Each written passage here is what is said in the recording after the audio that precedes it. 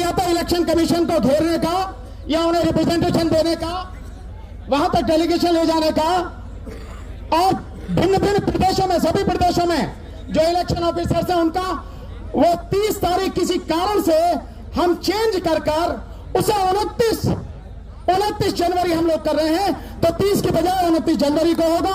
और अब मैं मिलाना चाहता हूं हमारे बड़े संघर्षशील साथी आदरणीय सुप्रीम कोर्ट के सीनियर एडवोकेट श्री महमूद पराचा जी को। प्लीज आइए महमूद पराचा जी। कपिल साहब इनका अनाउंस करें, इनका डिवाइस गिर गया इसका माइक का, किसी को मिलेगा तो मुझे।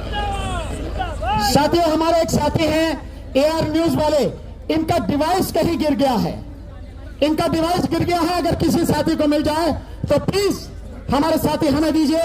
हाँ, इसी में चलेगा, कहीं और नहीं। Thank you. मेहनत पर चलाए।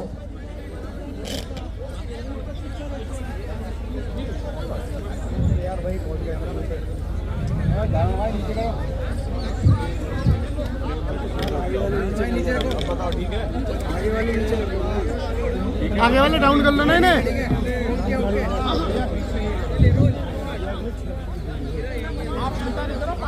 दिमाग नहीं ना। सभी साथियों को जय भीम, जय भारत, जय संविधान और मेरा प्यार भरा अस्सलाम वालेकुम।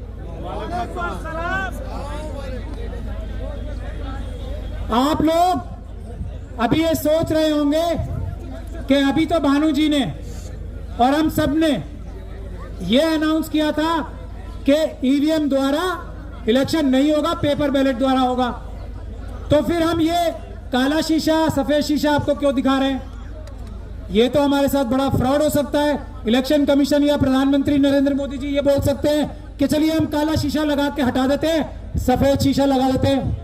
ऐसे धोखे में आने वाले हम नहीं हैं। ईवीएम हटाओ, देश बचाओ। सुन लीजिए, सुन लीजिए। ईवीएम हटाओ, देश बचाओ। ये ईवीएम हटाओ, देश बचाओ। आपके हाथ से नहीं जाना चाहिए माइक। ये क्या कर रहे हैं? ये हमने डिमॉन्स्ट्रेशन यहाँ पे इसलिए कराई थी क्योंकि एक फिल्म आई थी, एक था नटवर लाल। देखिए कितनी महत्वपूर्ण बात मैं आपको बता रहा हूं। सुप्रीम कोर्ट ने यह ऐलान किया था 2013 में सुब्रमण्यम स्वामी साहब की पिटीशन में कि ये जो ईवीएम में मशीन होती है, ईवीएम का जो वोट होता है वो वोट नहीं होता है, वोट सिर्फ वीवीपैट का होता है। वीवीपैट से ही वोट गिना जाता है। एक मिनट इनको, एक मिनट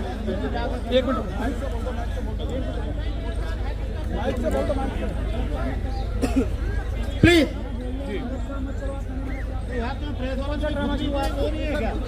प्रोग्राम सभापति आप सारा मामला डिस्कस करें, तभी ढूंढिए कम से कम। चलो हमेशा यही करता है। तो जब सुप्रीम कोर्ट ने यह डिक्लेयर कर दिया कि वोट सिर्फ वीवीपैट का वोट होता है और कोई वोट ही नहीं होता, ये भारत देश का कानून है, तो किसी नटवरलाल ने 2014 के बाद, आप सब लोग अंदाजा लगा ले कौन नटवरलाल था वो। ये 2014 और 15 के बाद से स्कीम हुई है काले शीशे की। ये नटवरलाल वाला काम, ये अपराध 2014 और 15 के बाद जो लोग शुरू कर सकते हैं, ईवीएम द्वारा वोट करने से, वीवीपैट द्वारा वोट करने से, ये एक तरीका हमने आपको दिखाया कैसी प्लानिंग करके चोरी की। ऐसे हजारों तरीके और हैं। इसीलिए किसी भी हालत में, किसी भी कीमत पे इलेक्शन होगा तो सिर्फ पेपर बैलेट से होगा। यह फ्रॉड हम नहीं होने देंगे। यह इलेक्शन कमीशन है जिसने काला शीशा लगाने की साजिश की। कौन सा इलेक्शन कमीशन था वो अपराधी है, और उसकी अपराधी जो प्रोटेक्शन है ना, धारा 324 में, आर्टिकल 324 में, वो अब खत्म हो चुकी है। तैयार हो जाए वो इलेक्शन कमिश्नर जिन्होंने ये काला शीशा लगाया था फ्रॉड करने के लिए, वो तैयार हो जाए, उनके खिलाफ मुकदमा दर्ज कराया जाएगा। पहले अभी आप देख लीजिए, ऐसे हम बेवकूफ नहीं हैं।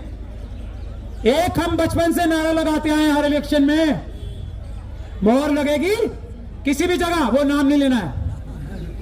मोहर लगेगी कि जहां बटन दबाओ, बेवकूफ है जो बटन दबाना चाहते हैं। हम तो मोहर ही लगाएंगे, मोहर लगाएंगे और पेपर बैलेट पे मोहर लगाएंगे। जो भी मना करता है हमारी पुराने नारे को, वो देशद्रोही है, वो आतंकवादी है, वो भारत का संविधान खत्म करके पार्लियामेंट खत्म करना चाहता है। यहां मोहर लगेगी, बटन नहीं दबेगा। ध्यान से सुन ले। अब मैं प्रैक्टिकल बातों पे आता हूं। एक कोऑर्डिनेशन कमेटी के एक छोटे से मेंबर की हैसियत से भानु जी, हम सब जितने भी लॉयर्स हैं, सबसे पहले मैं उनसे आह्वान कर रहा हूं, ये जिम्मेदारी इस आंदोलन की ढाल बनने की हम लोगों की है। और उस तरफ से हमारे ही देश के ये खाकी वाले लोग हैं, आधे मन से या पूरे मन से हम पे हमला करते हैं। हमारी वकीलों की जिम्मेदारी है, किसी भी आंदोलन में जो ईवीएम के खिलाफ होगा, किसी भी आंदोलन में जो देश बचाने के हक में होगा, वकील आपकी ढाल बन के खड़े होंगे। और ये पुलिस तंत्र जो चल रहा है वो हम नहीं होने देंगे किसी हालत में। नहीं तो बिल्कुल निडर होकर बाहर आओ, पुलिस से मत डरो, पुलिस आपकी नौकर है। कल जिस तरीके से हमारा अपहरण किया गया था, हम लोगों ने सिर्फ एक बार माफ किया है। पुलिस वाले ध्यान से सुन ले ये बात, एक बार माफ किया है, वो भी भानु जी के कहने से, और डीसी कपिल साहब ने सबसे मनवाया। मैं इन लोगों से नाराज हूं, लड़ भी रहा हूं इनसे, लेकिन ये बड़े हृदय के लोग हैं और मैं इनकी इतनी इज्जत करता हूं कि मैं इनके आगे सिर झुकाने पे मजबूर हूं। एक ही बार पुलिस वाले सुन ले, कल जो हमारा अपहरण किया था ना, एफआईआर में दर्ज करा था मैंने, जामा मस्जिद वाली एफआईआर करानी है जैसे मुझे अबडक्ट किया था ना, तो ध्यान से सुन ले। नौकरों का काम है संविधान के हिसाब से काम करना। ये जो आपने बैरियर लगा रखे हैं ना, भानु जी ने जब ये गारंटी दे दी, ये किस लिए बैरियर लगाए यहां पे, अगली बार से बैरियर ना मिले हमें। ध्यान से सुन ले ये बात, ये गैर संवैधानिक गैर कानूनी काम है जो एक बैरियर लगा रखे हैं। हम इन बैरियरों से नहीं डरते हैं। हम संविधान के रक्षक हैं। हम इन बैरियर की वजह से यहां नहीं रुके हुए हैं। ध्यान से सुन ले, अमित शाह साहब भी और बाकी सब भी लोग, हम इसलिए रुके हैं क्योंकि हम देश में हम नहीं चाहते कानून व्यवस्था टूटे। इसका यह मतलब नहीं है नौकर हमारे सर पर चढ़ के नाचेंगे। हम देश के मालिक हैं, देश की जनता है। पुलिस को हमारी रक्षा करनी है, हमारा अपहरण नहीं करना है, हम पे डंडे नहीं चलाने हैं, तब जब तक हम संविधान के रास्ते पे चल के पीसफुल प्रोटेस्ट कर रहे हैं। पहली चीज मैं ये बता रहा हूं, और ये सबसे बड़ी जरूरत है इस आंदोलन को आगे ले जाने की।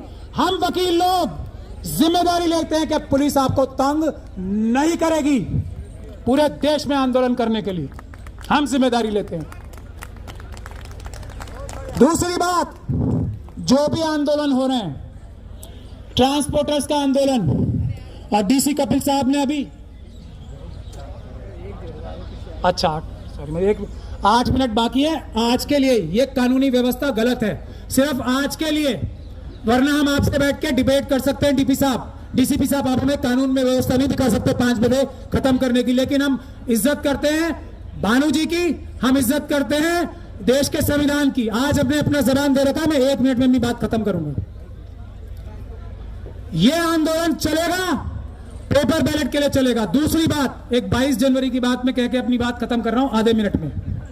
22 जनवरी को बहुत बड़ा आह्वान हुआ है, सभी लोग अपने धार्मिक स्थलों पे जाएंगे। इस धार्मिक स्थलों पे जाने के वक्त हम लोग सब ऊपर वाले से यह प्रार्थना करें, जिसको जो भी मानता है, कि हम लोग ईवीएम हटा के पेपर बैलेट से बैलेट से हम इलेक्शन कराएं। ऐसी सद्बुद्धि हमारे ईमानदार प्रधानमंत्री के मन में, ऐसी सद्बुद्धि हमारे इलेक्शन कमीशन के मन में डाले, ऐसी सद्बुद्धि हमारे सुप्रीम कोर्ट के जजेस के मन में डाले। ये हम चाहते हैं कि हर एक व्यक्ति 22 जनवरी को ये अपने अपने आराध्य, अपने अपने रिस्पेक्टेड, जिसको भी वो ऊपर वाला मानता है, ये प्रार्थना भी करे। और जो लोग इस प्रार्थना को नहीं सुनते, उनको इस दुनिया में भी और आने वाली दुनिया में भी सजा दे ऊपर वाला। ऐसी हम गुजारिश और रिक्वेस्ट करते हैं, सब लोग ये प्रार्थना करें। बहुत बहुत धन्यवाद। कहने को बहुत कुछ है, बाद में कभी कहेंगे, अभी तो ये शुरुआत है, आगे और लड़ाई है। मैं भानु जी को ये देता हूं मंच, क्योंकि हमें 5 बजे खत्म करना है और अब 4-5 मिनट ही बचे। बहुत बहुत शुक्रिया। बस एक साथी हमारे रह गए हैं, भाई तेज सिंह जी कहाँ हैं? तेज सिंह जी अगर हैं तो प्लीज आ जाएं। क्या चले तो नहीं गए भाई तेज सिंह जी? अंबेडकर समाज पार्टी कहां पर है? 2 मिनट।